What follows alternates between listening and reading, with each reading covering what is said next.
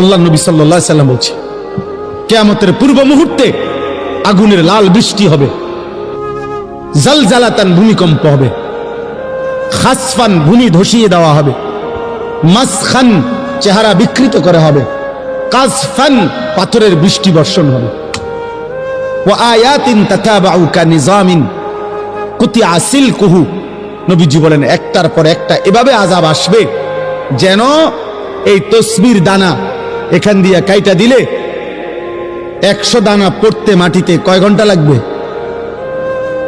আল্লাহর নবী খোদার কসম এবং উদাহরণ দিয়ে বলছে, কানিজামিন কুতিয়া সিলকুহু, যেমন তসবির দানা মালা যেমন কেটে ফেললে সব ফুল পড়ে যায়, মালা বানাইলে সব দানা পড়ে যায় একটার পর একটা।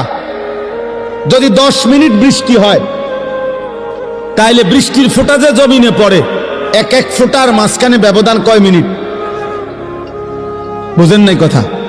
বৃষ্টির ফোঁটা পড়ে যে এক ফোঁটা পড়ার কয় মিনিট পরে আরেক ফোঁটা পড়ে? অনবরত অনবরত অনবরত কিনা? না ব্যবধান আছে? আল্লাহ নবী বলছে, তোমাদের উপরে মুসিবত আসবে বৃষ্টির পানির ফোঁটার মতো।